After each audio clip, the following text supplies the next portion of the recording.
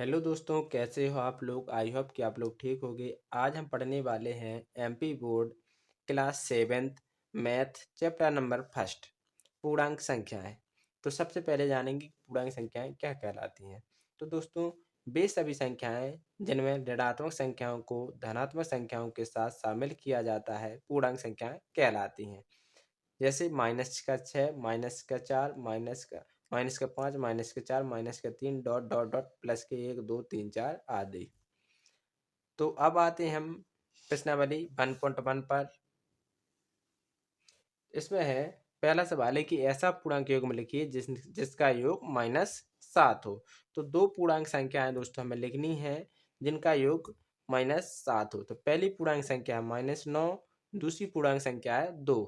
इन दोनों का योग जब हम करेंगे तो हमारा -7 प्राप्त होता है। दूसरा है अंतर -10 हो।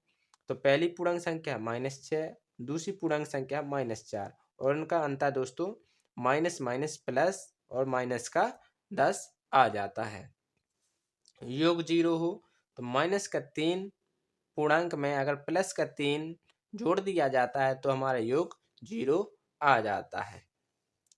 अब आते हैं दूसरे सवाल पर।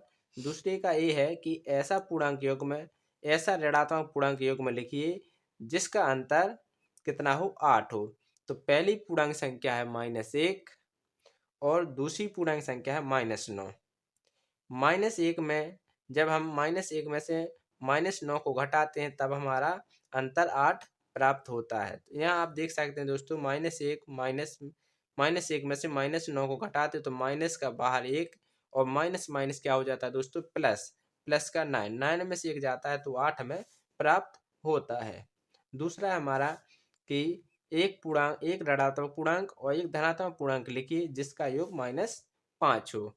तो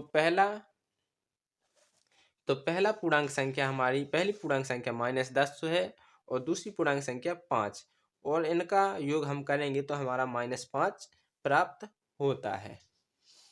तीसरा है सी कि एक ऐसा पूर्णांक ऋणात्मक पूर्णांक और एक ऐसा धनात्मक पूर्णांक जिनका अंतर -3 हो। तो दोस्तों, -2 एक ऋणात्मक पूर्णांक है और -2 एक ऋणात्मक पूर्णांक और एक धनात्मक पूर्णांक, और जब इनका अंतर निकालेंगे तो -3 हमें प्राप्त होता है। यहाँ पर देख सकते हैं -2 और कोष्टक में प्लस का बना है वो बाहर आकर माइनस का बन जाता है और माइनस माइनस प्लस हो जाता है और -3 हमारा अंतर आ जाता है। तीसरा क्वेश्चन है हमारा कि किसी प्रश्नोत्तरी के तीन उत्तरोत्तर चक्रों में टीम ए द्वारा प्राप्त किए गए अंक -40, 10, 0 थे और टीम बी द्वारा प्राप्त किए गए अंक 10, 0, -40 थे। किस टीम ने अधिक अंक प्राप्त किए? क्या हम कह सकते हैं कि पूर्णांक को किसी भी क्रम में जोड़ा जा सकता है? तो दोस्तों, इसको जब हम सॉल्व किया तो ए द्वारा प्राप्त किए गए अंक, तो इनको हमने जोड़ा -40 + 10 + 0 तो हमारा योग आया -30। बी द्वारा प्राप्त किए गए अंक +10, 0, -40 -40 तो हमारा आंसर आया -30।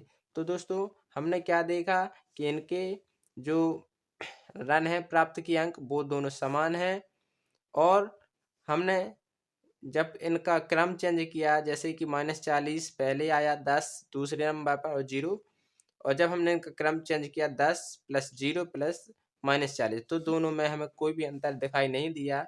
अतः हम कह सकते हैं कि पूर्णांकों को किसी भी क्रम में घटाया नहीं, जोड़ा जा सकता है। अब आते हैं हम क्वेश्चन नंबर 4 पर।